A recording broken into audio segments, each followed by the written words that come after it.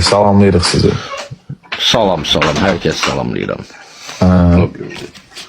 Tak, neyden başlayırıq Müntəzir Bey? Azad iradə ilə bağlı dedik ki, mövzumuz bizim odur, bugünkü mövzumuz.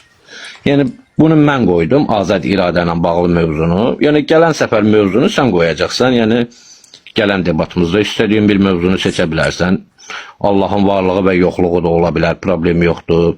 Dinin haqq olub olmadığı da ola bilər, o da bir problem deyil. Azad iradə mövzusu çox gözəl mövzudur. Əslində mən bu mövzu üzərində qalacağam. Bundan başqa heç nədən danışmayaq. Gələn dəfə başqa mövzunu. Yəni mən sizin təklifi siz etmisiniz, mövzunu siz seçmisiniz, problem də yoxdur mənim üçün. Danışaq. Amma öncəliklə mən istəyirsiniz birinci mən elə bir PK-da, bu PK-dan mən başlayayım öz mövqeyimi bildirim. Buyur. Azad iradəyə qarşı mənim mövqeyim nədir, nə deyir? Ondan sonraki PK-da siz öz mövqeyinizi bildirərsiniz. Azad iradə haqqında düşüncəniz nədir? Ümumiyyətlə insanda azad iradə varmı? Ümumiyyətlə azad iradə nədir? Bu haqda məlumat verək. Çünki izləyici kütlədə var. 400 nəfər adam var artıq bizdə. İnsanlar da bilsin də artıq mövzu nədir, nə deyil. Siz də istəyirsiniz, mən danışarkən qeydlərimizi aparın. Sonra sual müzakirə kontekstini keçərik. Yanımdadır.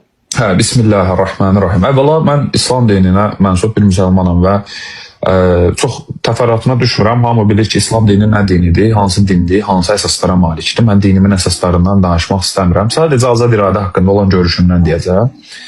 Ümumiyyətlə bizim dinimizdə azad iradə məsələsi iki hissə, ümumiyyətlə azad iradə məsələsi kontekstual olaraq iki cür başa düşülür adətən. Birinci növbədə başa düşülən hissə nədir? Başa düşülən hissə budur ki, insan tam olaraq azad iradəsi yoxdur, yəni tam məhduddur və yaradıcı tərəfindən birbaşa olaraq insanlar etdikləri işlərdə idarə olunurlar ki, biz belə düşünmürük.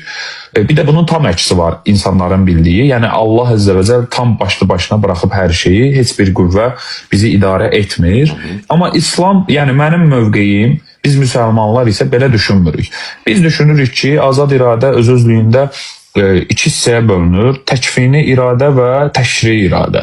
Təkvini iradə hər ikisi bunların Allaha aiddir ki, biri yaradılış, əzəldən yaratmaq, yəni yoxdan var etməklə bağlı olan iradədir ki, bu heç bir təməl nümunə olmadan istinad olunan iradədir. Amma bizim mövzumuz insanla bağlı olan iradə məsələsi olduğuna görə mən sizi çox yormadan elə birbaşa insan iradəsi məsələsinə gələcəm. Bizdə əlimizdə olan dəlillərə istinadən biz müsəlmanlar etiqad edirik ki, insanlar işlərində nə tam azaddırlar, nə də bir mənalı olaraq idarə olunurlar. Biz müsəlmanlar etiqad edirik ki, məsələ bu ikisinin tam olaraq mərkəzindədir, yəni arasındadır, ortasındadır, orta yol. Bizə buna deməli, əmri bil məruf deyirlər. Yəni məsələ bu ikisinin arasındadır, cüz iradədir. Bu nədir? Bu bizim hazırda mövcud olduğumuz məhdudiyyətlər içində olan iradəmizdir. Bu niyə cüzi iradə adlanır? Ona görə ki, biz etiqad edirik ki, bizim mövcud olan bizdəki iradə konteksti belə Allah Əzzə və Cəlin özündən qaynaqlanır. Yəni, Allah bizə verib o iradəni. Bəli, iradə azaddır. Nə cür? Bu cür ki, biz seçimlərimizdə məcbur olunmuruq hər hansısa bir şeyi seçməkdə. Biz etdiyimiz işlərdə seçim etməkdə Allah tərəfindən bir mənalı olaraq heç bir şeydə məcburiyyət yoxdur bizdə.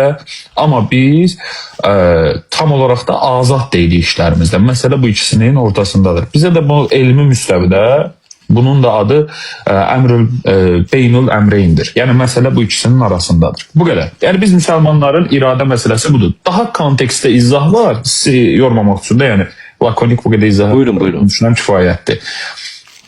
Və eyni anda da mən son 40 saniyədə bir şey demək istəyirəm. Sizdən əvvəla tələb edirəm ki, siz də mövqeyinizi xahiş edirəm. Qısa bir parantez içində də, yəni çox qısa kontekstdə. Belə izah etsəz kifayət eləyər. Çox təfərrüat istəmirəm. Vaxtınızı da almayayım, siz də yormaq istəmirəm. Çünki mən də elə qısa kontekstdə izah elədim. Bu qədər. Mənim daha başqa bu barədə deyəcək bir şeyim yoxdur. Zaten 20 saniyəmiz qalıb. 20 saniyədən sonra siz danışasınız, mən dinləyəcəm. Ondan sonra icazə versəz mənim materialist ateizm mövqeyində azad iradə ilə bağlı yaranan məndə olan suallar var. Ya istəsəz birinci siz suallarınızı İslamla bağlı verin. Ya istəyirsiniz mən verərəm. Siz indi mövqeyinizi gəlin indi istəyirsiniz siz mövqeyinizi bəyan eləyin. Ondan sonra sual kontekstində mən sizə təməldən yavaş-yavaş başlayaq müzakirəsinə. Vaxt sizindir. Buyurun. Mikrofonu bağlı sizi dinləyirəm. Mən materialist ateist olaraq bütün fövqəli təbii qüvvələri və bütün metafizik varlıqları, həmçinin də onun iddiasında olan dinlərin, gətirilən bütün dinlərin qəbul etməyən bir şəxsəm. Azad iradəyə qaldıqda, misal üçün azad iradəyə toxunduq, gözəl bir mövzudur. Çünki mən açmışam, çünki mənim də sevdiyim mövzudur. İstər ateizmdə olsun, istər bir dini cəryanların nümayəndələrində olsun, azad iradə deyilən bir anlayış yoxdur zaten. Bu heç bir tərəfli yoxdur. İstər ateizmdə olsun, istər dində olsun, heç bir fərqi yoxdur onun. Misal üçün, mən bayaq dedim ki, bizdə yarı azad iradə var, yarısı misal üçün tam olmayaraq, onu qeyd elədim. Bir də dedim ki, bizdə seçim tam azaddır. Mən onun üzərindən gedəcəm. Seçim əgər bizdə tam azaddırsa, biz indi kitaba baxanda, kitabda seçimin tam azad olduğunu görə bilmirik. Misal üçün, misallar da verə bilərəm, problem yoxdur, ayətlər də qoya bilərəm. Həmçinin də ki, yarı azad olmaqla bağlı, orada mən göstərə bilərəm ki, ayətlərlə yarım azad deyilən bir anlayış yoxdur. Zaten Allahın, nətər deyim sənə, izni olmadan heç bir şey ola bilməz. Misal üçün, Təğabun surəsi 11-ci ayətdə deyir ki, Allahın izni olmadan heç bir müsibət baş verə bilməz. Buradan belə anlayış götürülür ki, mən qısa kontrektini oxudum. Buradan belə bir götürmək olur ki, yəni Allahın izni olmadan heç bir müsibət baş vermirsə, yəni bizim başımıza gələn yaxşı və pis əməllər, yəni Allah bilir, Allahın izni ilə olur hamısı. Biz burada yarı azad iradənin elə bir aşağı təbəqəsinə düşürük. Burada da fikrimiz ola bilməz. Həmçinin biz seçimlə bağlı, seçimə keçim, qısa keçəcəm. Çünki vaxt az olduğuna görə qısa keçəcəm. Misal üçün, seçimlə bağlı dedik ki, biz insan özü tam azaddır seçimində. Xeyr, ateizmdə də seçim azadlığı yoxdur. Kim deyir onu? Ateistlərdə də yoxdur. Misal üçün, biz də qanuna tabiyik. Qanun bizə nə buyurdu, onu edirik. Çünki qırmızı işıqda biz öz istəyimizlə keçmirik. Çünki qanuna tabi olduğumuz üçün qırmızı işıqda keçmirik, gözləyirik. Yoxsa əgər öz istəyimiz olsaydı, hamı basıb keçərdi o işığı. İnsan surəsi 30-cu ayətdə deyir ki, Allah istəməsə, siz heç nə istəyə bilmərsiniz. Buradan da belə qərara gəlir ki, əgər seçim bizim özümüzündürsə, biz özümüz hər şeyi seçiriksə, necə olur ki, Allah deyir ki, mən istəməyəncə siz heç nə istəyə bilmərsiniz. Tamam. Bundan əlavə,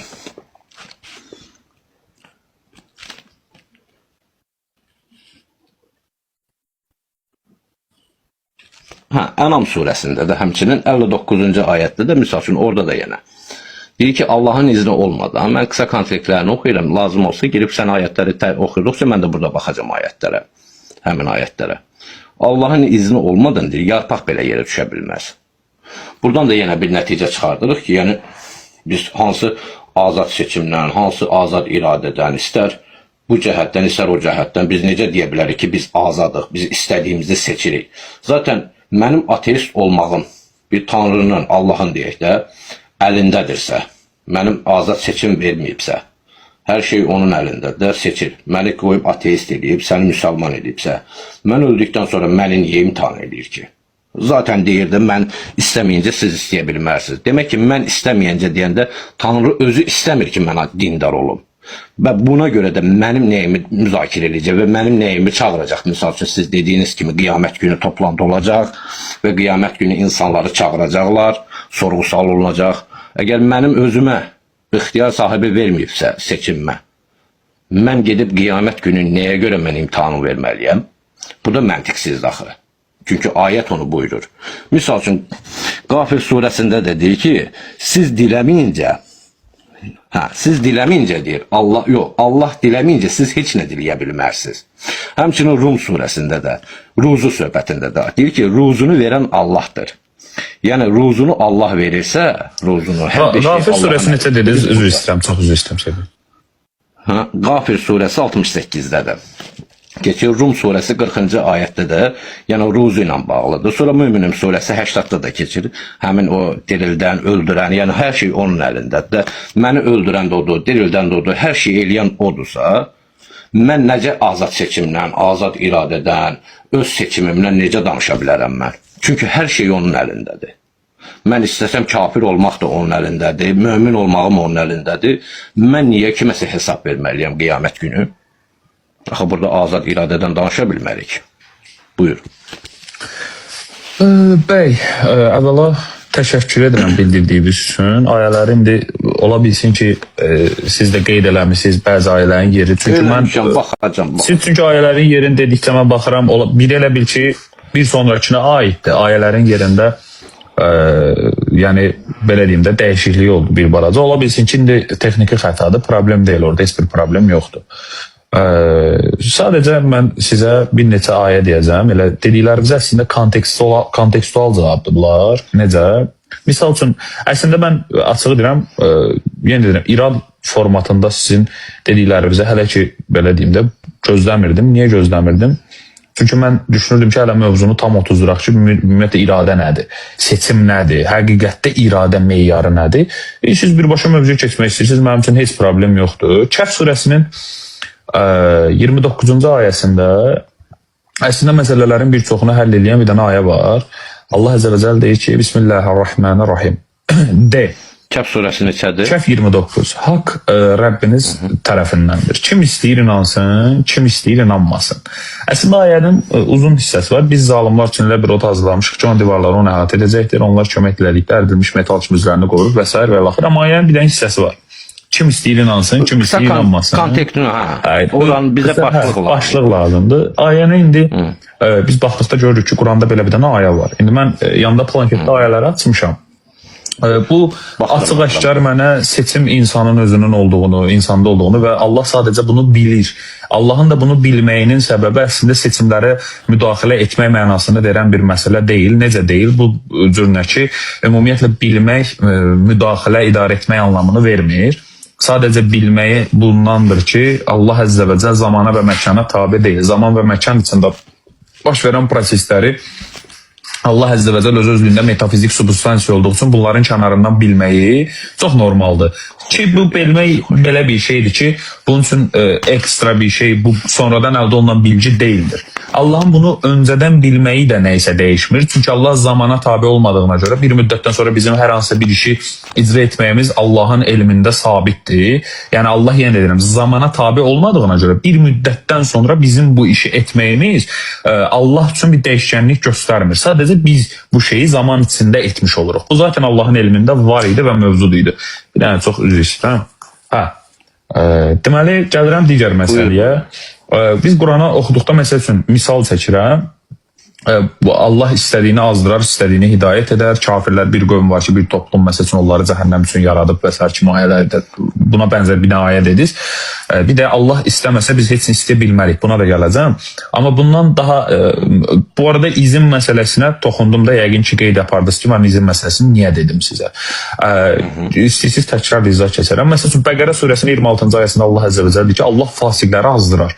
Bir sonraki ayədə deyir ki, 61-ci surənin 5-ci ayəsində onlar azdıqları üçün Allah qəlblərini azdırdı. Bax bu ayələrdə bütün böyük mütəkəllim təfsir alimləri də, yəni bu ayələrin daha belə şərhində bizə gətirib izah edir ki, cavab olaraq da insan əvvəlcə seçim edir. Seçir. Məsəl üçün mən fasiq olmağı seçirəm, mən Allah yoxdur deməyi seçirəm, mən kafir olmağı seçirəm. Bu insan öncə seçir, sonra Allah onun seçiminə uyğun nəticə yaradır. Bu məcburi deyil, seçimin nəticəsidir. Mən seçim edirəm. Biz hətta bunu elmi müstəvidə bu cür deyirik. Biz deyirik ki, insan bu kimi işlərdə bir məsələdə seçim edir, o işə iradə etdikdən sonra Allah Əzzə və Cəl o işi feili olaraq xəlq edir, həmən feili xəlq edir. Amma öncəlikdə biz seçmişik. Dolayısıyla yolla məsələ Allaha qayıdır. Bu da əslində Allah istəməsə biz heç nə istəyə bilmərik məsələsi necə? Mən bir feili istəsəm də, yenə də o feilin mövcudluğu Allahdan qaynaqlanır. Mənim istəməyim və Allahın iradəsi müştərək iştirak edir. Mən zaten ona görə birinci İslam dinində iradə məsələsini izah eləyəndə dedim ki, bu tam iradə deyil. Yəni tam boşluq, tam azadlıq demək deyil. Gəlirəm digər məsələyə. Allah hər şeyi, əgər hər şey Allahın iradəsi idisə, məsələn misal sual verirsiniz ki, günahkar insan niyə cəzalandırır? Misal mənim iradə məsələsindən sonra yekunda cəhənnəm məsələsini vurğuladınız. Bu çox bəsit məsələdir. Bu barədə qeyd aparmışam ki, yenə edirəm. İradə məsələsi İslamın öz-özlüyündə ilk bayaq bunu qeyd etmişdim. Təşri və təkvini olaraq iki hissəyə bölünür. Yaradıcı iradə və qanuni iradə. Və əlavə olaraq qeyd edirəm ki, misal üçün, bax, misal hələ qeyd edirəm. Məsəl üçün, Allah oğurluğa icazə verir. yaradıcı olarak. Amma qadağan edir. Qanuni olarak da bu önceden qadağan olunmuşdu. Allah demişti qadağan edib ki bunu etmə. Bu sənə təkiddir, xəbərdarlıqdır. Amma eyni anda iradənlə bunu etməyə də icazə verir. Verməsə ədalətsizlik olar. Çünki səndə azad iradə var. Bu fərqi də çok cüzi bir dənə incəlik var bunun arasında. İradə məsələsi ilə bağlı ki, seçim azadlığı olaraq 76-cı surənin 3-cü ayəsində Allah Əzzə və Cəl buyurur ki, biz ona yolu göstərdik, istər şükr etsin, istər nankör olsun. Açıq-aşkar ayə var. Biz ona yolu göstərdik, istər neynəsin, şükr etsin, istər nankör olsun. Bu ayədə açığı deyirəm, vaxtımız da bitdi. Yəni seçimin insan etdiyini göstərir də. Mən bir dənə bitirim istəyirsiniz, xahiş edirəm. Çünki izləyicilər də dinləyir. Bitir. Məsələn, insan misal deyirəm, 53-cü surənin 39-cu ayəsində Allah Əzzə və Cəl buyurur ki, insan üçün yalnız çalışdığı vardır. İnsan özü üçün nə edirsə, qarşılığını alacağı şey odur. O bizdə də el arasında bir söz var, nə əkərsən onu biçərsən söhbəti. Bu da açıq-aşkar Quranın ayəsidir. Və 4-cü surənin 79-cu ayəsində Allah Əzzə və Cəl buyurur ki, sənə gələn yaxşılıq Allahdandır, pislik özündəndir. İnsan etdiyi pisliklər dediyimiz, bizim pis konteksimizə daxil olan şeylər yox. Açıq-aşkar ayə var. Ən maraqlı ayə də budur ki, Allah Əzzə və Cəl Bəqərə surəsi 286-da buyurur: "Lə ikrahə fid-din qad təbəyyənə rüşdü minəlğay." Dində heç bir məcburiyyət yoxdur.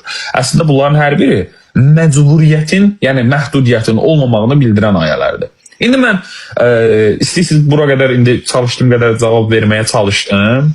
İnşallah ki siz də əminəm ki dinlədiyiniz üçün özellikle təşəkkür edirəm. Gəlin sizi bir dənə sual verim, PK-nı başlayaq, siz onun üzərində danışın. Nə deyirsiniz? Buyur. Mənim sualım ümumiyyətlə budur ki, bizdə biz bilirik ki, siz başda qeyd edildiniz ki, biz materialist, ateist.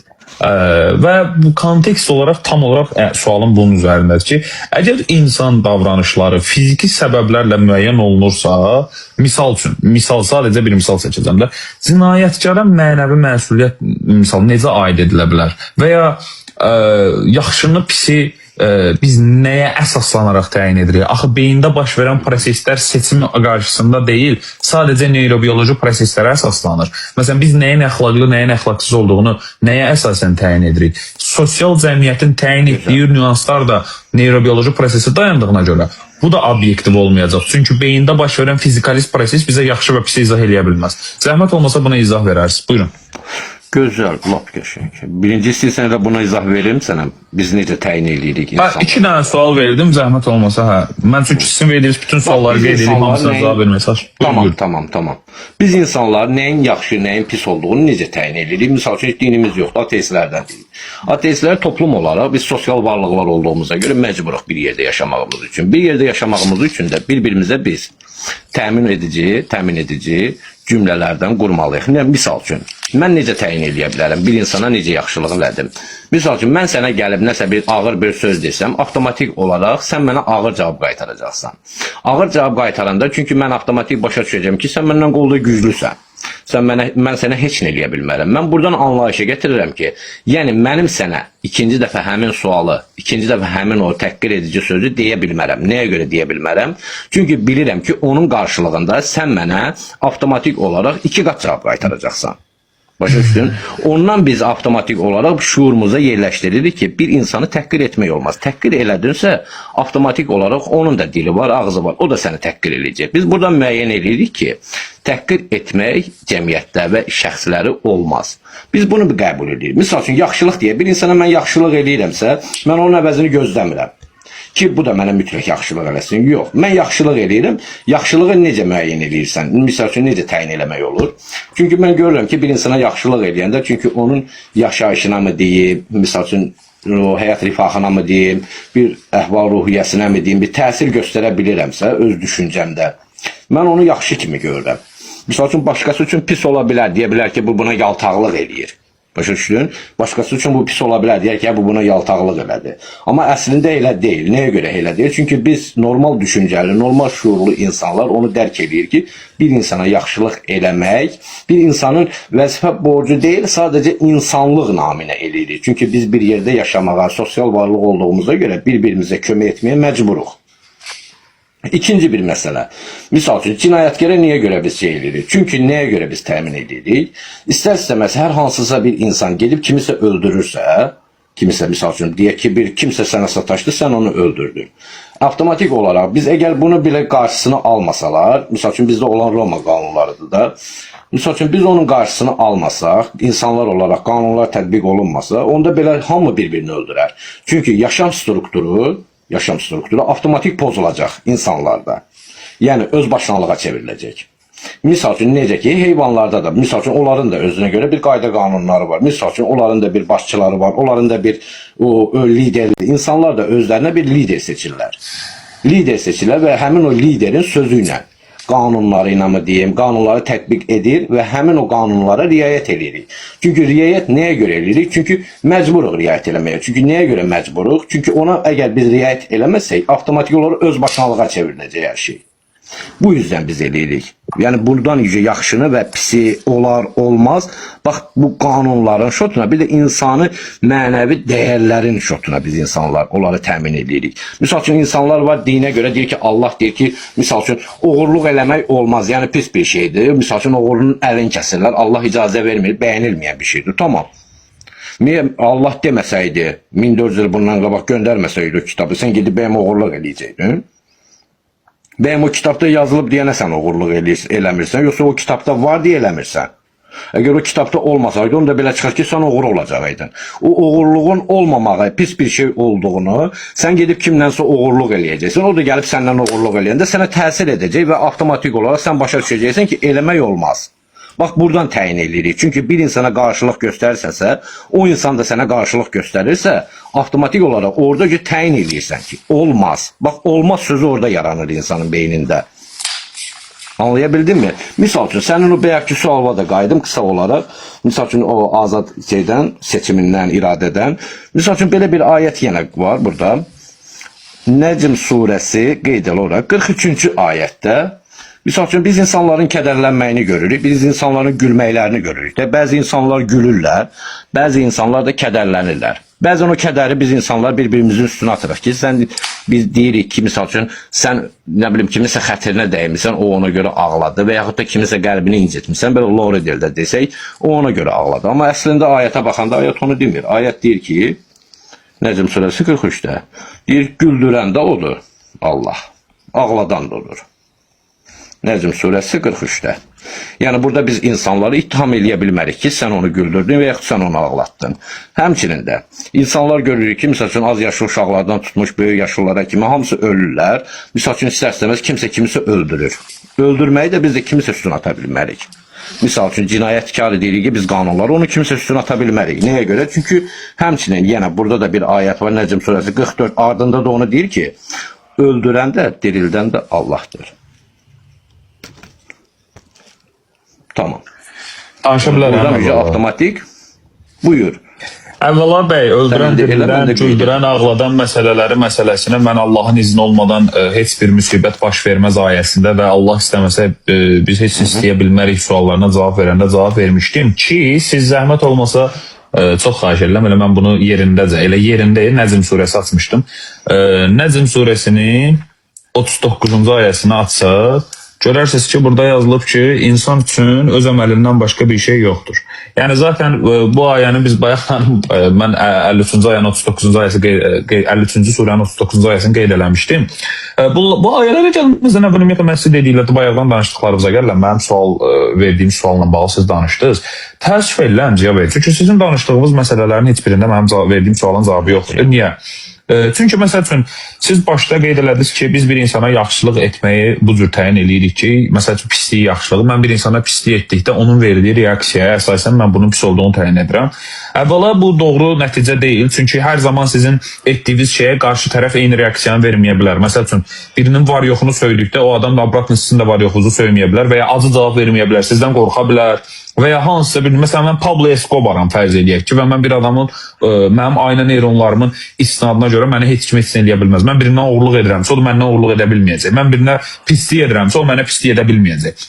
Dolayısıyla moderatorlar aşağıya baxın da, dolayısıyla bu adam istinadlı olaraq yaxşını pisi təyin eləyə bilməyəcək. Ümumiyyətlə siz bir adama bir davranış göstərdikdə, qarşı tərəf sizə mənfi reaksiya versə belə, siz yenə də onun pis olduğunu təyin edə bilmərsiniz. Siz buna pis deyə ad qoyursunuz. Bu pisdir. Bax bunu nə ilə təyin edirsiniz? Birinci sualım əslində bu idi. Çünki beyninizdə baş verən neyrobioloji proseslərə əsasən siz yaxşı pis istinadlarını bugün, yəni iradə seçimi edirsiniz. Bunun üzərindən xətt çəkirəm çünki buna cavab vermədiniz. Gəlirəm ikinci məsələyə. Deyirsiniz, məsəl üçün ağır cavab qaytardısa deməli bu pisdir. Bu yenə də deyirəm, heç də bu doğru bir şey deyil. Çünki siz bir insana yaxşılıq etdikdə o adam onu səhv anlayıb, bəlkə səhv anlayıb sizə ağır cavab qaytarır. Deməli o yaxşılıq artıq pisdir.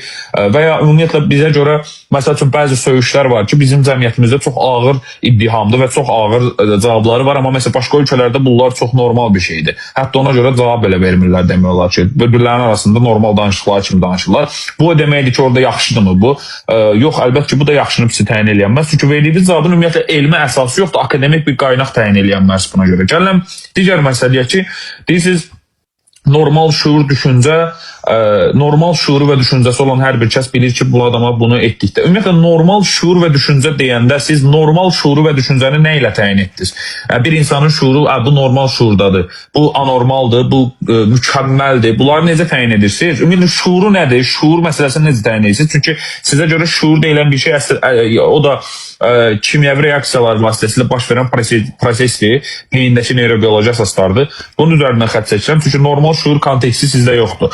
İnsanlıq məsələsi deyirsiniz, insanlıq məsələsini deyə bilmirsiniz, təəssüf edirəm, çünki bunu siz adın qoymusunuz. Əslində, materialist ateizm istinadlı olaraq bizi bir insan faktoru olaraq ayrılmır. Niyə? Çünki biz də bir heyvan növüyük deyirlər.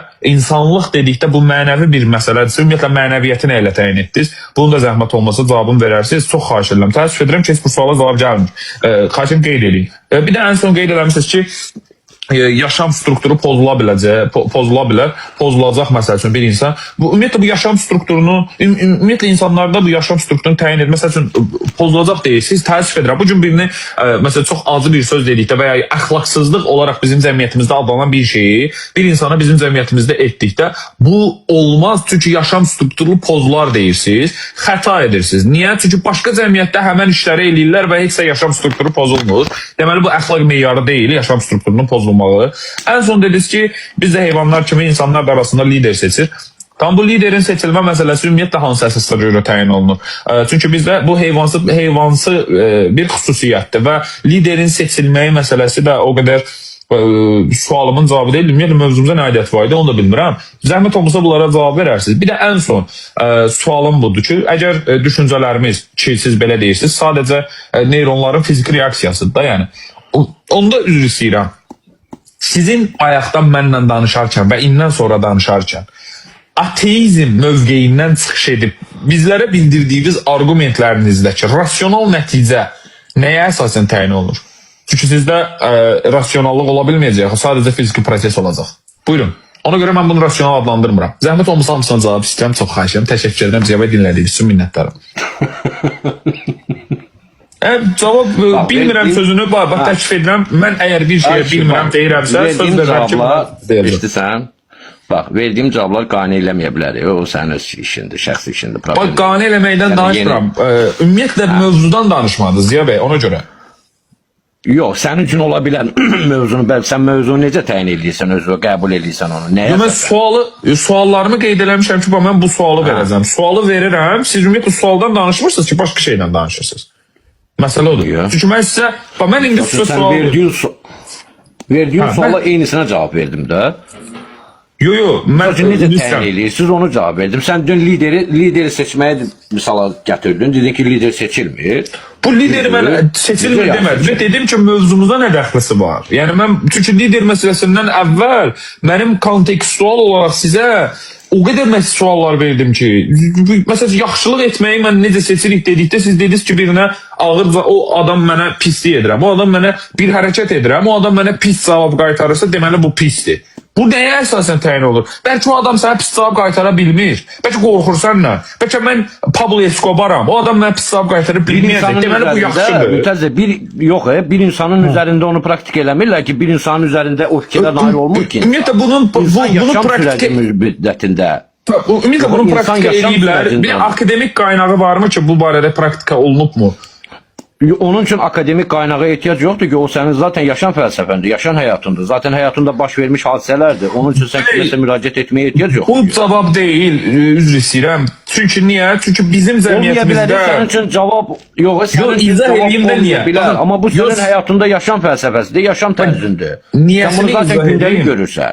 Yox, niyəsini izah edeyim. Çünki siz bu günlərin bizim cəmiyyətimizdə bu günlərin məsəl üçün elə şeylər var ki, bunlar əxlaqsızlıq adlanır, amma başqa cəmiyyətlərdə bunlar normal bir şeydir. Və mən deyirəm ki, bu gün bizim cəmiyyətimizdə bu pisdirsə, deməli bu pisdir demək deyil. Bu bizim cəmiyyətimizdə pisdir deməkdir. İndi mən deyirəm ki, ki. bax, İndi mən deyirəm ki, bu pisi, bax bizim cəmiyyətimizdə bu pisdini biz nəyə görə təyin etdik? Əgər bu yaşam strukturunu pozacaqdısa, niyə başqa cəmiyyətlərdə pozmadı? Niyə bizim cəmiyyətimizdə pozur? Niyə bizim cəmiyyətimiz bu cür təkamül etdi? Və ümumiyyətlə iradə yoxdur və beyindəki neyrobioloji proseslə təkamül ediriksə, əxlaq meyarı ümumiyyətlə o da mı təkamül etdi? Əgər o da təkamül etdisə, bizdən əvvəlkilər əxlaqsız idi mi? Ya da bizdən sonrakılar bizdən daha mı əxlaqlı olacaq? Onda biz əxlaqsız mı oluruq? Xahiş edirəm, bunlara cavab verin Ziya bəy. Xeyr. Xeyr, sənə kim deyir ki bizdən sonrakılar? Bax, əxlaq anlayışı, misal üçün, mental dəyərlər subyektiv olaraq qəbul olunur. Misal üçün, bir insana görə, bizə ölkəyə görə dəyişən bir şeydir. Misal üçün, Azərbaycanda olanların bəyəm hamısı eyni bilə, nətərdir, adət ənənəyə sahibdirlər. Misal, bir kənddən o bir kəndə fərq var. Eyni Ziya kəndlər bəy, mən bəyəm başqa hamısı şey eyni danışıram. deyil Bax, axı. əxlaq, gəlin lor dildə danışaq. Çünki elmi dəftəri ümumiyyətlə qoyum qırağa. Yox, sən gətirdin, çıxartdın bu mövzuya. Sən gətirdin. Bizim mövzumuz misal üçün azad iradə idi. Sən Hadi mən də deyirəm ki, azad iradə ilə bağlı sual vermişdim sizə ki, bax, məsələn mən lakonik sual qeyd eləmişəm. Buradan sizə yəni, əziyyət olmasın deyə təkrar edirəm ki, xahiş siz bunu qeyd eləyin ya bir yerdə. Məsələn deyirəm ki, əgər düşüncələrimiz sadəcə neyronların fiziki reaksiyasıdırsa, yəni neyrobioloji avtonom proseslərdən ibarətdirsə, onda sizin ateizm argumentlərinizdə rasional nəticə deyil, sadəcə fiziki proseslərdir. Düz? Təbii ki. Təbii ki. Onda rasional nəticə deyilsə biz bunu niyə danışırıq? Mən niyə rasional nəticə olmayan bir mövzu üzərində danışıram ki? Sən istəyirsən məndən rasional nəticəni, sən istəyirsən məndən. Verə bilməyəsiniz axı, çünki sizdə rasional nəticə heç vaxt olmayacaq. Çünki siz azad iradə yoxdur deyirsiniz, Yoxdur da. fiziki prosesdir deyirsiniz. Təbii ki. Başa düşdüm də, bax, əgər... Sən azad iradəni, yox bizdə yoxdursa, siz hardan çıxartdınız yaxşı azad iradəni? Biz azad iradəni ümumiyyətlə sizdəki argumenti qoyuruq qabağımıza. Baxırıq ki, azad iradənin olmamağı nə deməkdir? Görürük ki, əslində belə bir şey ola bilməz də. Çünki məsəl üçün uşaq öldürmək dünyanın hər yerində pis bir şeydir. Bəşəriyyətdə bunu qəbul etmir. Məsələn, pedofilliyin pis bir şey olduğunu biz bilirik, amma biz onu bildiyimiz və ya təsdiq etdiyimiz üçün o pis deyil. O pis olduğunu biz bildiyimiz üçün onu təsdiq edirik. Bu onun obyektiv olaraq həqiqət olduğunu isbat edən bir şeydir. Obyektiv olaraq bunun meyarını istinad etdikdə bu da insan şuurundan, yəni obyektivin əxlaq meyarının da, yəni tərifin yəqin ki bilirsiniz də bu insan şuurundan qaynaqlanmayan bir cəmiyyətlərin və ya ümumiyyətlə şey olmayan bir şey olmalıdır. İndi bunu təfərrüatda düşmürəm də, yəqin ki fəlsəfi olaraq bunu bilirsiniz. Və bu kimi şeyləri biz müşahidə etdikdə deyirik ki, biz azad iradə deyilən bir şey var ki, biz bunun üzərində seçim edə bilirik. Məsəl üçün mən anlayış olaraq göstərirəm ki, əgər azad iradə yoxdursa, Yox, dini kontekstdən deyirəm, mən azad iradəni mən şəxsi kontekstdən demirəm, ay Müntəzir. şəxsi kontekstdən demirəm ki, zaten dini kontekstdən dedim də, mən dediyim zaten dini Dini kontekstdən. kontekstdən hər hansısa bir cəzanın verilməsi, bəs sən onu necə ittiham eləyə bilərsən? Misal üçün bir insan, bax, bir İddiham insan, bu elə iddihamın deyək ki, bir olmalı, azad azyaşlı- iradənin olmalı. Bax, İslam'a görə cənnət Bax. cəhənnəm anlayışı var, Ziya bəy. Bəli, İslama görə var. Cəza və mükafat sistemi nəyə görə olur? Seçimə görə olur. Bəli. Mən bu günlərim konstitusiyada, Seçimə görə. Azərbaycan... Mən bu günlərim Onda məsələn belə deyək də, mən bu dəqiqə bir 30 dənə ayət var qabağımda, onda bunları yığışdıraq, çıxardaq da Qurandan. Yox, Qurandan çıxartmırıq. Quranı ümumiyyətlə bax, ora da gələcəkdim. Yaxşı yadıma saldınız ki, Quran mən bayaqdan 30 dənə Niyə dediyiniz onu ən azı bir çıxardaq da o ayətləri? bir dənə üzr istəyirəm. 30 yox, ən azı bir 5 dənə ayə demisiniz və hər birinə mən bayaqdan cavab verdim. O barədə heç sən demədiniz, amma bir dənə bir şey deyim ki, ümumiyyətlə Qurana yanaşma metodu deyilən bir şey var.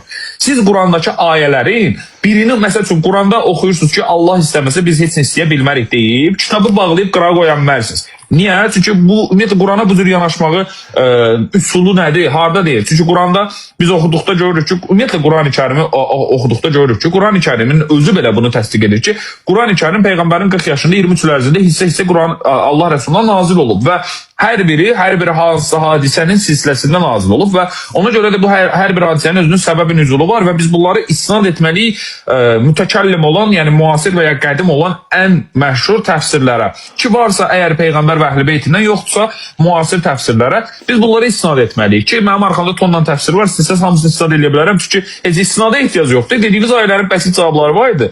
Yəni Qurana yanaşma metodu bu deyil ki, bir dənə ayəni götürdüm və bu ayə əlimdə bayraq eləyim ki, Allah istəməsə biz istəyə bilmərik. Çünki başqa bunların zəmin olan, yəni bunlara biz qərinə deyirik, qarina. Qarina olan başqa hədislər, üzr istəyirəm, ayələr var və hətta bunu dəstəkləyən hədislərimiz var. Mən yenə deyirəm, sualımıza qaydaq da. Bax, xahiş edirəm. Ziya bəy. Mənim sözüm qaldı ortada. Bu bildim, xahiş edirəm. Onda siz sözünüzü deyin, mən onda danışmayacağam. Sonra mənim sualıma qayıdım ki, rasional müzakirə kontekstində danışmırıqsa, bu proseslərin sizin danışdıqlarınızın doğruluğu nə qədərdir? Bildimi, biz bu dəqiqə hal-hazırda azad iradədən danışdığımız bir halda Qurandan danışırıq da, düzdür? Onda Quran və İslam teologiyası ayətləri və bəli.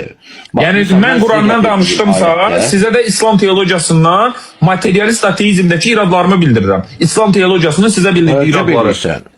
Cavab verin, mən xahiş edirəm. Deyirəm ki, bax, sual çox bəsitdir. Siz bayaq dediniz ki, sizin danışdığınız, gətirdiyiniz argumentlər rasional deyil, fiziki proseslərdir, düz?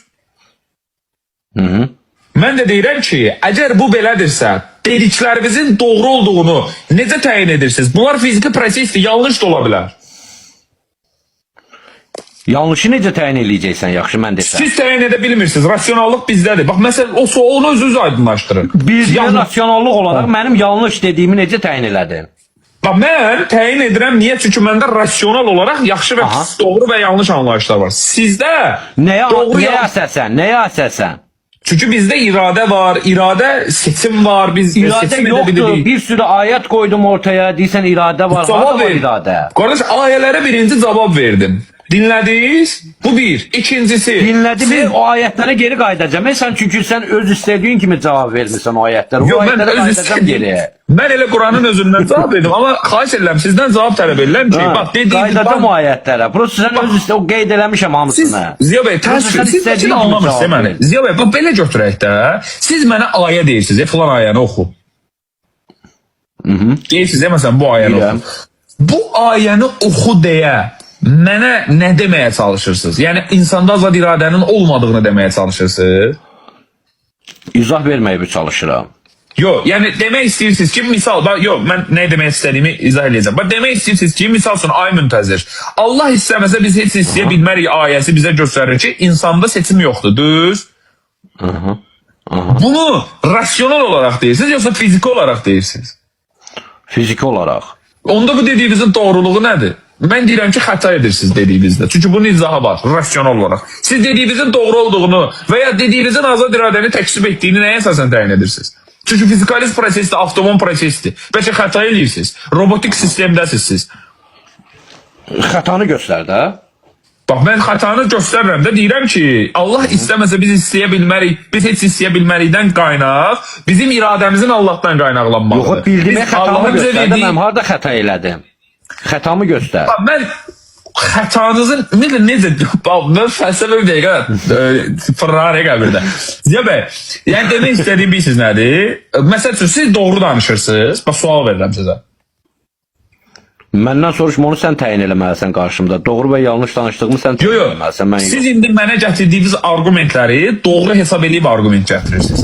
Əgər bu belədirsə, siz onda bunları rasional olaraq gətirməlisiniz. Çünki rasionallıq yoxdursa, onda gətirdiyiniz argumentlərin mənası yoxdur. Zaten bunlar fizikalist prosesdirsə, onda mən girib süni intellektlə debat eləyərəm də.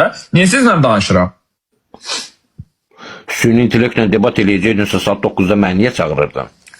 Hədə mən də ona görə deyirəm ki, siz deyirsiniz ki, mənim fikirlərim... Mən də ona görə deyirəm ki, mənim verdiyim ayətlərə, mən birinci səndən açıqlama gözlədim və onları saxlamışam. Mən də cavab verdim. Verdin, saxladı. Hə, Təşəkkür ederim. cavab verdiyini özünə uyğun olaraq. Çünki nəyə görə deyirəm özünə uyğun olaraq? Çünki onun sən bayaq dedin, səbəb var, nüzulu var, nə bilim mən bir ayətdən o biri ayətə keçməməsən, bir ayəti tutub gəlmişsən. Yo, ondan bir əvvəl ayətdən izahlar alınmır. vermişdim. Yo, birincini izah Hə. vermişdi. Ay, onları mən hamısını saxlamışam. Xoş gördük. Allah. Onları saxlamışam hamısını. Onların üzərinə təzədən qayıdacağam və səndən həmin ayətlərin, demirsən ayət başqa bir şeyli, təfsir lazımdır, nə etmək lazımdır və mən səndən onları istəyəcəm. Çünki sənin izləyicilərinə də maraqlı olar ki, onların izləyicilərinə onları göstərəsən ki, əslində bu ayət bu cürdür. Və bunun Mən onları nüzul dedim səbəbi də budur. zaten Aciyə bəy. Bax mənə dediniz ki, Demədin, sən qardaş, sadəcə ayəni bax mənim kimi üzündən oxudun. Mən nətər qısa kontekstdə Yox, oxudumsa, sən də elə oxudun. Ziya Sən bəy, də elə mən oxudun siz da. bayaq məsəl üçün Nəcm surəsi, bax sadəcə bir misal deyəcəm, hardeliyimi xatırlatmaq üçün. Hə. Nəcm surəsi 43 və 44-də gülmək məsələsi, ağlamaq məsələsi, ölmək, dirilmək məsələsi ilə bağlı gətirdiyiniz argumentə dedim ki, Nəcm surəsi 39 zaten buna cavabdır. Allah deyir ki, وَاَنْ لَيْسَ لِلْاِنْسَانِ عِلَى مَنْ سَعَى İnsan üçün öz əməlindən başqa bir şey yoxdur. Zaten ayə bunu deyir də, Nəcm öz surəsi əməli. neçə? Əməli. Neçə? Nəcm 39. Zaten mən dedim də 43 və 44-ün cavabı budur. Nəcm surəsi 39, hə? Gəlirəm, üzr istəyirəm. Gəlirəm digər məsələyə. Sizin dediyiniz... Nəcm surəsi 39-da elə bir şey keçmir axı. Nə oxuyursan orada? Nə keçir Nəcm 39-da? İnsan can atdığı şeyə nail olar keçir.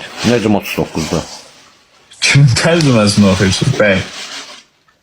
Hə, indi tərcümə səhv oldu. Fərqi yoxdur. Eyni sözü danışırıq. Əlxan Musayev problem deyil. Çevirdim Əlxan Musayevə. İnsan can atdığı şeyə nail olur. Hə. وَاَنْ لَيْسَ لِلْاِنْسَانِ اِلَى مَنْ سَعَى İnsan can atdığı şeyə nail olur. Eyni şeydir də can atdığı şeyə, Amma yəni istədiyi yox. şeyə. Hə. Bayaq Ələddin nə Sultanov oxudun? oxudu. Ələddin Sultanovun tərcüməsi. İnsan üçün öz əməlindən başqa bir şey yoxdur. Yəni can atdığı şeyə nail Burada, olur. burada insan öz əməlindən başqa bir şeyi göstər görüm tərcüməni. Ərəbində var Ərəbdə- həmin tərcümə. Bəli, mən oxuduğum əslində budur. Və leysə lil insani ilə mən sa'a. İnsan üçün öz əməlindən başqa bir şey yoxdur. Doğrusu budur. Amma oxuduğumuz Əlxan Musayevdə də eyni mənanı verir. Bu nəyi dəyişir? Bunun üstünə niyə qallıq biz? Yəni deməyim orasındadır Nəyi dəyişir ki... deyəcəm. Ha. Yox, sən elə dedin ki mən cavabını verdim. Mən də baxıram ki bu ayətdə sən oxuduğun sözlər heç biri yoxdur burada. Arkadaş, Quran.az-dasınız. Yox, mən sadəcə Əlxan Musayevin tərcüməsindəyəm. İstəyirsən girim oradan baxaq. Girin Ələddin Sultanova baxın, eyni şeyi deyir də. O da deyir ki, insan üçün öz əməlindən başqa Eyni bir şey şey yoxdur. demək, sən başqa şey deyirsən mənə. Ay qardaş, Burada başqa amma dönüm. Əlxan Musayev Bax, tamam başqa bir şey. görürsünüz bunu. Ələddin Sultanov. Gördünüz? Bax, insan üçün öz əməlindən başqa bir şey yoxdur. Bax, keçdim Əlxan Musayevə, verdim axtarışa.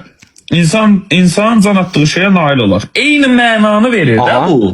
Nə dəyişdi bu? Yox, mənanı eyni verirsə, eyni tərcümə niyə verilmir? Bax, Ziyad, bizim Əgər dilimizdə... məna eynidirsə, bax, məna eynidirsə, ikisini də tərcümə edən Azərbaycanlı deyil, qardaş. Aha. Əlxan da Azərbaycanlıdır, Ələddin də Azərbaycanlıdır. Qardaş, Əlxan Musayev alıb təhsili, məsəl üçün, Əl-Əshərdə, bu birisi alıb Suriyada. Mən nə bilim biri niyə belə deyim? Bildimi? Sonuçta ikisi də Azərbaycanlıdır da. Axı mənanı ikisi də eyni verməlidir axı. Qardaş, mən ərəb dilini oxuyuram. Bax, ərəb dilində açdım ayəni. Aha. Mən nə tərcüməyə bax, açıram sırf ərəbi oxuyuram.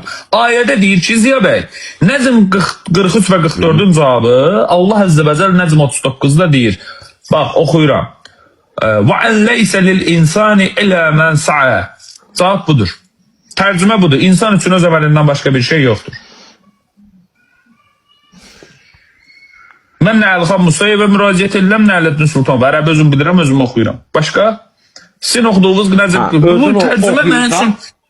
Onda bildimi, oxuyursan, onda belə eləyək də dostum. Bu tərcümə ilə kimsə gedirsə, kimsə yanlışlığa gedirsə, misal üçün deyək ki, Əlxanın tərcüməsi ilə. Ziya, bu üzərində niyə qalırıq? İnsanın özündə olur, yoxsa tərcüməçidə olur? Ziya, bu məsələnin üzərində niyə qaldıq biz? Biz keçək də iradə məsələsi. Sən gətirdin ayəti, yoxsa sən gətirdin ayəti, mən də ona görə takıldım, qaldım ki, sən başqa tərcümə oxudun mənə. Mən də qabağımda ayət deyən görəm o yoxdur. Azərbaycan dilində bəzi sözlər var ki, eyni mənanı verir, amma yazılışda fərqli sözlər. Bilirəm, gözəl Ələddin qardaş. Sultanov və Əlixan Musayevin tərcümələrində istifadə olunan sözlər fərqli mənaları vermir. Zaten eyni mənanı verir. Tərcümə eləyən sonuçta ikisi də Azərbaycanlıdır da. Bildim qardaş, İngiliz deyil Azərbaycanlıdır. ki. Amma başa düşdüm, bunun fərqi Amma nədir? mənanı ikisi də eyni verməlidir də dostum. Qardaş. Sənlə mən bir kitab tərcümə eləyirik. Sənlə mən bir kitab tərcümə eləyirik. Ziya bəy, Sən bu başqa çox bir təəssüf məna, edirəm, başqa bir məna verə bilərəm. Əlbəttə ki, elə sözü Kafkanın əsərinin tərcüməsini 2 cür oxuyuram. 2 dənə Azərbaycan. Qardaş 2 cür oxuyuram. Bir sözün Azərbaycan dilində fərqli sinonimləri varsa, Onda yazılışda yaxşı, mənim istifadə edə yolumla bilər. yanlış bir düşünən insan gedən. Onun Qardaş, günahı məsələ kimin də boynuna budur ki, yazılır? ay qardaş, Nəcm surəsi 39-da Əlixan Musayev və Ələddin Sultanovun tərcümələrinin eyni mənanı verdiyinə görə burada zaten yanlış bir yola getmək mümkün deyil. Çünki ikisində də eyni şey başa düşülür. Yəni insanın öz əməlindən başqa bir şey yoxdur Nə başa düşülür. düşürsən? Bir də oxu onu. İnsanın özü Ayəti üçün bir də öz oxu, əməlindən bir başqa də bir şey yoxdur. Oxudum. İnsanın özü üçün öz əməlindən başqa bir şey yoxdur. Düzdür? Hə, bəli. İnsanın can atdığı şeyə nail olar. Burada başqa şey daxı. Nədir başqa şey? Fərqi nədir? Fərq odur ki, burada deyir, insan can atdığı şeyə nail olar. Misal üçün, bir insan nəyəsə nail olmaq istəyirsə, oxumaq, karyera qurmaq istəyirsə, ona nail olur. Hə, burada da deyir ki, Amma insanın sənin öz... oxuduğun başqa bir şeydir. Hə. Nə deyir bu? sən Deyir ki, oxuduğunda öz nə gedir? əməlin... İnsan öz əməlindən başqa bir şey yoxdur insan. Ay sağ ol, mən də gedirəm nəsə bir əyri iş görürümsə, bu mənim əməlim sayılır. Bu hara tərcümə, hara bu hara. Şimdi nə danışırsınız? Bu tərcümə hara, o hara. Əlixan Musayevin tərcüməsində gələn insanın insan can atdığı şeyə nail olur. İnsan nəyə can ata bilər? Ailə qurmağa, bax da mən sənə Ay deyim qardaş, nəyə sən can də ata danışsan, bilərsən. damarın deşməyə də can Ailə ata qurmağa bilər. can ata bilər insan, ailə qurmaq istəyə bilər, universitetə Ay hazırlaşmağa can qardaş, ata nə bilər. danışsan? Mövzumuz... Yaxşı, bunu keçdik, tamam. Bunu keçdik, iradəyə gəlir. Nə olar? Niyə keçirsən? Ay niyə keçirsən? Ay Bir qardaş, insan bunun can ata bilər üzərində... hər şeyə. Siz bunun üstündə qalarsınız indi. Qalmıram, bayaq mənə deyirdin, heç birinə cavab vermədi. Vermədiniz də qardaş. Çəkirdi. Sən buna cavab vermirsən axı. Nəyə? İnsanın canı... Buna cavab verə bilmirsən axı. İnsan can atdığı şey bilirsən nə ola bilər? Hə, nə ola bilər? İnsan can ata bilər, bax. Ailə qura bilər can atmaq üçün. Deyər ki, ailə qururam, can atıram ona. Həvəslənirəm. Məsəl üçün bir iş qurur. İş qurmaq üçün, karyera qurmağa can ata bilər. Universitet oxumağa can ata bilər. Məktəb oxumağa can ata bilər. Ziya bəy, insan Tərcümə patı bunu qoymağa bildirir, can atan mən. Patı qoymağa can atan mən. Bəli, ona da can ata bilər. Bəli, ona da can ata bilər. Oğulluq eləməyə də can ata bilər. Tamam, nə fərq oldu? Bəli, amma Onda sənin nə fərq elədiyin oldu? nədir? Sənin elədiyin tərcümə nədir sənin? Ələddin nə tərcümə eləyib? Ələddin Sultanov deyir ki, insan üçün öz əməlindən başqa bir şey yoxdur. Tamam da, mən gedirəm nəsə bir pislik eləyirəm, bu da mənim əməlimdir də. Hə də eyni şeydir, də eyni şey dedik. Burada, qardaş, burada pisliyə can atmadıq axı. Sən pisliyi gətirdin ora, niyə soxdun? Danışsın. Ay Allah, qurban. Bir dənə dediyinizi təhlil eləyək də gəl. Bax, deyin yazıram. Deyin, bir dənə deyin yazıram. Vallahi ya, mən çünki ya siz Ay yox, sən zarafatı tərcüməni, bax, özünə görə mənə maraqlıdır ki, bax, bu tərcüməni mən belə oxuyuram. Mən bunu belə başa düşüb gedirəm. Sən oxuduğun Ələddinlə, sən deyirsən ki, mən düz gedirəm. Qardaş, indi düz kim gedir? Bax, bir dənə sadəcə misal çəkirsən. Mən vərəqə yazıram ki, Aslan Ziya bəy Aslan kimi oğlandır. Altına yazıram ki, Ziya bəy çox güclüdür. Bugün ikisi də eyni mənaya ətf edə bilər. Ay qardaş, məna bilirəm, onun mənası eynidir, amma bunların mənası eyni deyil axı. Ziya bəy, üzr istəyirəm. Bunun üzərində qalaq, sonra ona keçərik. Bunun ikisi də eyni mənaya ətf edə bilər. İstəsən dəyişə də bilərsən. Bax, ətf edə bilər, sual verirəm. Hə, yox. Xeyr, yox. Yox. Cavabını verim nəyə görə? Yox, verməyin. Bax, mən indi bura yazıram. Nəcm surəsinin 39-cu ayəsi Ələddin Sultan. Bax, sadəcə təhlil edək. Bax, yazıb ki, Ələddin Sultanov və ən leysə lil insani ilə mən sayə sözünün tərcüməsində yazıb ki, insan üçün öz əməlindən, bircə dəqiqə, əməlindən, başqa variant yoxdur, ona görə ancaq belirləmək lazım. Öz əməlindən, bir dəqiqə, speykada da udaq. Hə. Öz əməlindən Fikri PK'da qaldı. başqa. Buyurun. Siz istəyətdiniz. Öz əməlindən başqa bir şey yoxdur. Ha. Bu kimin sultan? Ələddin, bircə dəqiqə üzr istəyirəm. Ələddin Sultanov. Siz istəyətdiniz, uduzmaq da belə də problemdir, onu uduzursunuz. Hə. Əlxan Musayev nə deyir? Əlxan Həyat Musayev. uduzmayaq, buyur. Elə bu da həyatdır. İnsan can atdığı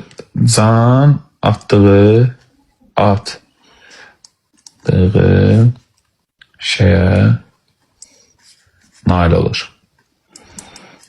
Nail olur. Ziya Bey, ayın birində deyir ki, Ələddin Sultanov, insan üçün öz əməlindən başqa bir şey yoxdur. Yəni, insan nəyə can atsa, o şeyə də nail olar. Məna budur. Əlxan Musayev deyir ki, onu dediniz, bax,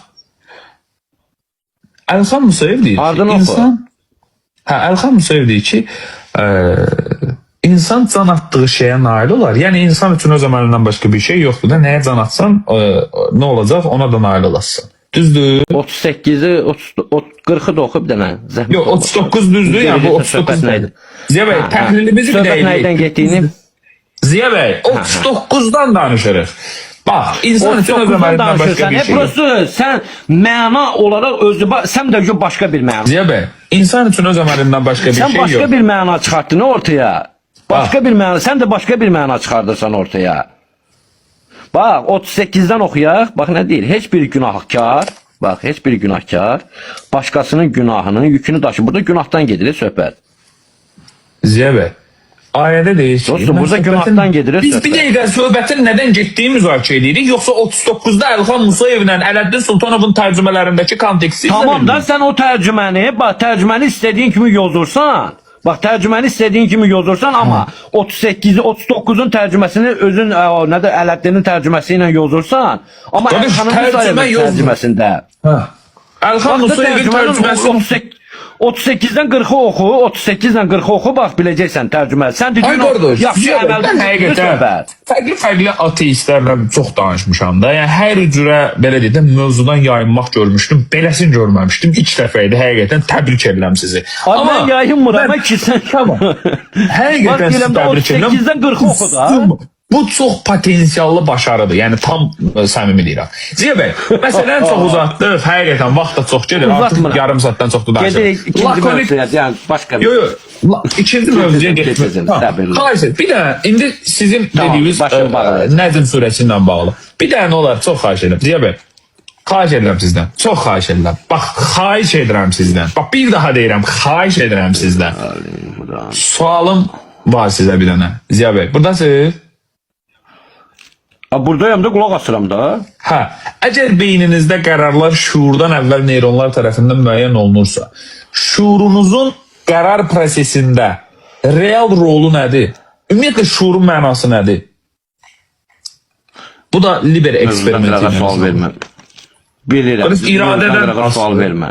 İradədən Azad asılıdır. iradədən danışırıq. Quran kontekstdən qırağa çıxmayacaq dedik. Teologiyadan və Qurandan qırağa çıxmayacaq. Mövzudan qırağa çıxma. Ay qardaş, Quran ancaq olmadan Quran ancaq mənim mövzum deyil, cavab verin. Ay qardaş, cavab verin, sən sual verməyəsən. Sən sual verməyəsən. Qulağa. Qaçma, qaçma. Ay qardaş, qaçma nədir? Siz öyrəşmişsiniz, ancaq siz sual verəsiniz. Biz dedik ki, Qurandan, bax. Belə deməmişik. Biz dedik ki, mövzu iradədir. Qurandan dediyin 30 dənə məsələyə cavab Qurandan da vermişəm. qırağa çıxmayacaq. Yox, dedik ki, azad iradə. Qurandan da qırağa Ay qardaş, çıxmayacaq. Qurandan qırağa çıxmayacaq nədir? Siz Quran bilirsiniz. Quran sizə nə dəxli var Quranın? Qardaş, çıx, bilmiriksə gəl danışaq da. Yox, deyirəm, Quranın sizə nə dəxli var? Quran mənim mövzumdur. Mən də sənə sual verim də bir dənə də. Qurana görə sən beynindən, ümumiyyətcə beynindən danışa bilməzsən. Quranda ümumiyyətcə beyin, fuad kəlməsi, ürək Başa kəlməsi düşdüm. keçir. Bir dənə cavab verin. Deyirəm ki, Onunla danışma sən. Qardaş bir dənə Beyin cavab var ki, verir. ümumiyyətlə Ziya bəy, beyin Ay neyronlarla Ziya bəy, mən bu- onlardan danışma. Ay Ziya bəy, mənasız danışırsınız, xətrimizə dəyməsin. Çünki O. mən danışmağa başlasam ki, Qardaş, ateizmin mən dedim, əxlaqın təməlləndirməsi yoxdursa, qeyrətin namusun Qardaş, təməlləndirməsi ateizm yoxdursa, neyinirsə? onda ateizm mövqeyində Qardaş, olan heç kim qeyrətdən, əxlaqın namusdan mövzuya danışa girmə. bilməz. Bax, siz deyirsiniz, o Arkadaş, beyindən əxlaqın danışırıq. mövzuya girmə. Beyindən nə Arkadaş, dəxilsi var onda sən beyindən Qurandan beyin? danışa bilməzsən. Quranda beyin haqqında məlumat Onda yoxdur, sən də nə qeyrətdən, beyinlə namusdan danışırsan? danışan bilməzsən. Çünki ateizm O. meyarında qeyrət, namus Xeyr. anlayışı yoxdur. Hə, necə xeyir? Hardadır Göstər, bax? Qurandan bir dənə beyin ayətini mənə göstər. Sən də mənə materializmin hansı elmi tədqiqatın bizə nəyin yaxşı, nəyin pis, Arkadaş, nəyin qeyrətli, məndən nəyin göstərmə. qeyrətsiz Sən olduğunu məndən göstər. göstərmə. Niyə səndən Sən mənə göstərmir? göstərmə. Sən Niyə? özündən göstər. Öyrəşmişsiniz ya ancaq öz tərəfinizdən danışmağa. Arkadaş, Qarşı sən tərəfdən özündən sual göstər. verəndə Beyin haqqında. Deyirəm, qarşı tərəfdən qeyd verilən edirəm sualda də. bloklanırsınız. Qarşı tərəfdən sual Mültəzi. verəndə Ay, bloklanırsınız. Mültəzi, Keçirsiniz bir sən nəyə? əsəbləşmə. Mən sənin tanıya Əsəbləşmə. biləcəyin ən sakit adamam, qardaş. Xahiş edirəm, Ziya bəy. Əsəbləşmə, Suala görürəm. cavab verirsiniz, mən vaxtım azdır. Əsəbləşmə. Suala cavab verirsiniz. Sakit, Ziya bəy, əsəbləşmə. Ziya Güclə bəy, tapmışam səni, hara əsəbləşirsən? Ziya bəy, əgər beyninizdə qərarlar Sən şuurdan beyin əvvəl haqqında neyronlar bayaqdan vasitəsilə. danışırsan, Mən Ziya bəy qeyd səsini edirəm. bağlayım ki, sualı ver. Bax Ziya bəy, sual sabitdir. Əgər beyninizdə qərarlar, beyninizdəki qərarlar şuurdan əvvəl neyronlar tərəfindən müəyyən olunursa, şuurunuzun qərar prosesində real rolu nədir? Cavab. Ağlayır. Buyurun, cavab gözləyirəm. Cavab verirsiniz, yoxsa mən bunu bitirirəm. Bu arada bir şeyi nəzərinizə çatdırım ki, danışığımızın başdan sona bütün kaydı kəsilmədən paylaşılacaq. Buna bax, aha, Mültəzi, mənim suallarım qalıb bir qırağa, mövzu qalıb bir qırağa. Neydən danışsan sən? Qardaş, mövzu elə budur da şuur, iradə, beyin, Arkadaş, şuurdan danışmırsan, şuurdan danışmağın üçün ayətimi göstər görüm Quran haqqında sən şuurdan danışmağı ümumiyyətcə belə şəxsi iradə sahibisənmi ki sən şuurdan danışırsan? Hansı şuurdan danışırsan? Ya siz Qurandan mənə düşünürsünüz ki- bir dənə beyin kəlməsi göstər. Yəni siz düşünürsünüz ki, Quranda beyin sözü keçmirsə, mən beyin haqqında danışanlara. Təbii ki, sən beynin nə olduğunu ümumiyyətcə Quran haqqında sənə məlumat ver.